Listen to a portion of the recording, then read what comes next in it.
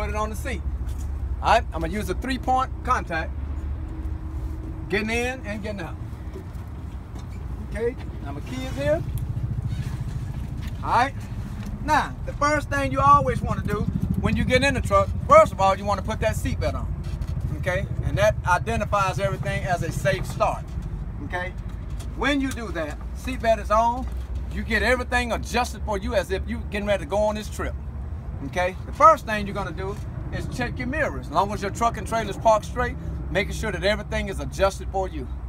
Checking your windshield and your seal, clean, clear, not cracked or broken, everything looking good for you. I've checked my hood mirrors as well.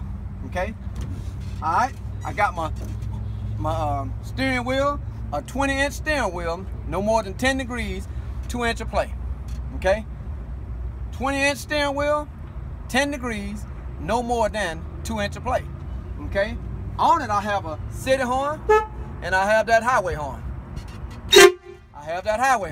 Okay, I got my left turn signal, right turn signal, I got my 4-way flasher, and I got all my lights right here, but I'm also checking, make sure the high and low beam light does work. Okay, now on the other side of the steering wheel, I have what we call is the windshield wiper and washer. You want to check those as well. Okay, all right, as I look at that, I'm coming on around now. I started from right here, now I'm gonna just go around, take a dive, and come back around. Okay, I'm checking my temperature gauge. It should be a gradual rise. I also see my oil gauge, oil pressure gauge. It should be a gradual rise. In the middle, with this new truck, you also want to check your batteries, which is amp meter and volt meter. Okay, also you want to check your primary and secondary air gauges. Okay, I got my parking brake right here, spring. I got my trailer brake, spring as well. Okay, right here, I also want to check my heat and defroster. Checking your heat and defroster, very important. Okay, now I'm gonna come on around to my gear shift. Make sure it has the proper tension and that it does have a high and low gear. Okay, also I'm gonna check my floorboard and make sure that it's free of debris and oil. Okay, it's free of debris and oil that will prohibit me from being safe. Okay, now if I was going to do a 3-point brake check, this is the proper procedure on doing the 3-point brake check. Your brakes are locked when the knobs are out. So in order for me to check, for instance, if I needed to check my parking brake, what I would do, I start my engine up and let it build up to that pressure. And I'm gonna check my parking brake by pushing in my trailer brake, put it in a low gear, and do a tug test. If it holds it, that means your brakes are fine. Okay, now I'm gonna swap around and do the other, and I'm gonna check my trailer brake. Now I'm gonna push in my parking brake, I'm gonna pull out my trailer brake, and I'm gonna do a tug against it. It's in first gear. Okay, now you got one more brake check that you have to check, which is called your service brake, which is your foot brake. Okay, your foot brake, you got it in first, you're gonna push both knobs in, you're gonna release your brakes. Okay, make sure that your steering wheel is turned straight. Okay, you're gonna got it, but you're gonna take your hands off the steering wheel because you're not gonna go far.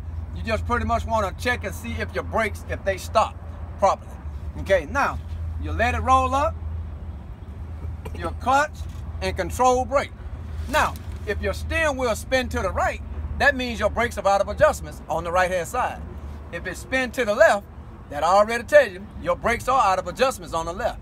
Now you can resolve a whole lot of things if you did it daily.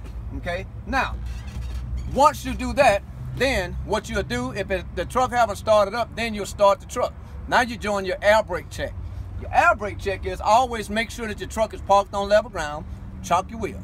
Okay, you're gonna get in your vehicle, you're gonna start that engine up, and you're gonna build it up to 100 and 125 PSI. Once you build that pressure up to 100 and 125 PSI, you're gonna turn the engine off, but you're gonna turn the switch on to the electrical. Okay, and then you're gonna release your brakes by pushing in both brakes. Okay, you're gonna time it for 1 minute. Now, looking at your gauges, shouldn't lose no more than 2 pounds of pressure in 1 minute on a straight truck. Should lose no more than 3 pounds of pressure, in 1 minute on a combo. Okay, now I'm gonna apply 90 pounds of pressure to my brake, and I'm gonna just hold it. That's with my foot on the brake. Now I shouldn't lose no more than 3 pounds of pressure in 1 minute on a straight truck, no more than 4 pounds of pressure in 1 minute on a combo. Okay, well, I'm trying to figure out what else to do. Well, your foot is on the brake. Well, how about doing a pump down? That pump down is just pumping. You're gonna keep on pumping your brakes and watching the gauge. Now, when you get to 60 PSI, low pressure warning buzzer and light is going to come on. Keep on fanning your brakes. And between 45 and 20, what's going to happen? Your spring brakes that you pushed in, they're going to pop, they're going to pop out. Okay? Now, your trailer brake is going to be the one to pop out first. And in order for me to recover from that, all I have to do is just start my engine up to at least 100 PSI, and then that's at normal operating range, and that would complete my pre-trip inspection. Now, once I say that, the tester is going to ask you, are you done?